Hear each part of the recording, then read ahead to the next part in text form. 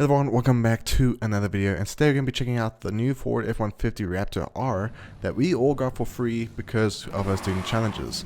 Now yesterday I did do a video on the Ford Mustang GT 24 model, and that car was really sick. I do recommend you guys to go check it out. But today we're going to be checking out this vehicle, testing out the performance, testing out the handling, and also testing out what's the 0 to 100 kilometers per hour on road and also off-road. So let's get straight to what you need to know.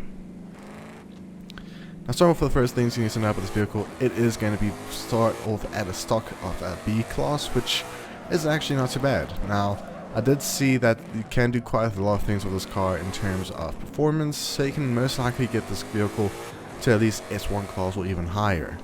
Now, so far, what I can say with asphalt type of racing or driving in this vehicle, it does have good grip to it. It's really easy to drive.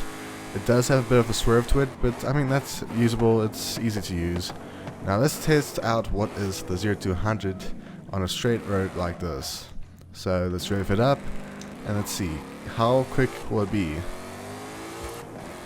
And boom, just ran into a tree. It should give us a quick stop, but that I'm going to put on the screen. I'm not sure what the time is by the time of recording, but that is what you can expect with asphalt 0 to 60. Now going to more of an off-road terrain with water and that, it still handles pretty well. I mean, it is an off-road vehicle, it is going to have better performance in certain aspects. Now of course, depending on what upgrades you do to this vehicle can determine on how well it will do with either off-road performance or even on-road performance. But now, since we are getting closer to some dirt road, we can now test out how well this vehicle does in terms of 0 to 100 on dirt roads. Okay, so let's fully stop and let's see how quick can we get to 0 to 100 on dirt. And there we go. I'm pretty sure it's probably close to the same time. Like I said, it'll be on the screen, but this is actually not too bad at all with this vehicle.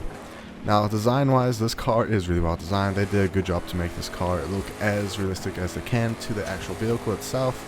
And I mean, it's a beautiful car. I love it. Now, of course, this is a vehicle that I think a lot of people are going to use for a lot of off-road racing. So I don't think it's going to be easy to get this on the auction house market.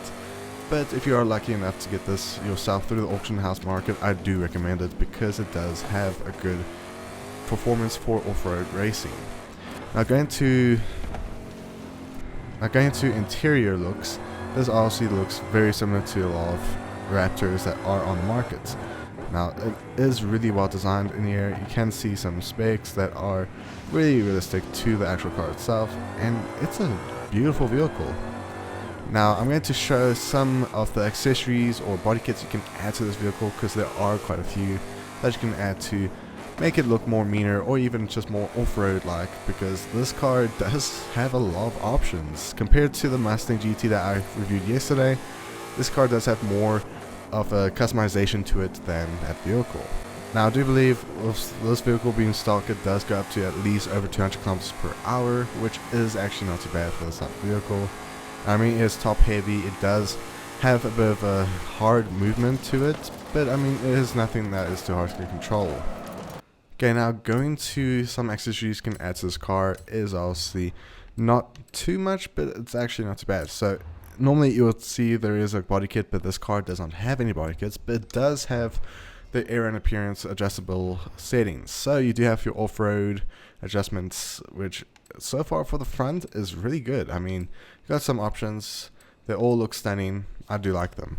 Now for the spoiler, it's also going to mostly be the bars at the back. I think this option right here is probably going to be very useful to use. And I mean, it does help with your handling as well, because obviously without anything, handling is about the same, but looks like this actually kind of decreases the performance a bit. Yeah, mostly launch and your acceleration. So maybe that's not the best option to go for. Now going to the rear bumper, there are a few options.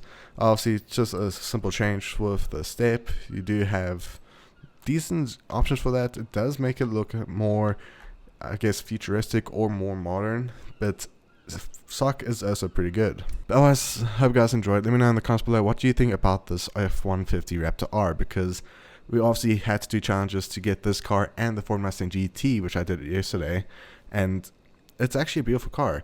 Now, if you do want to see more cars coming up on the channel very soon, don't But don't worry, I'm going to be doing a video on the Hyundai when I complete the First World Playlist Challenge, which is currently out this season. But otherwise, see you guys in the next video. Be safe as always. Have a great day.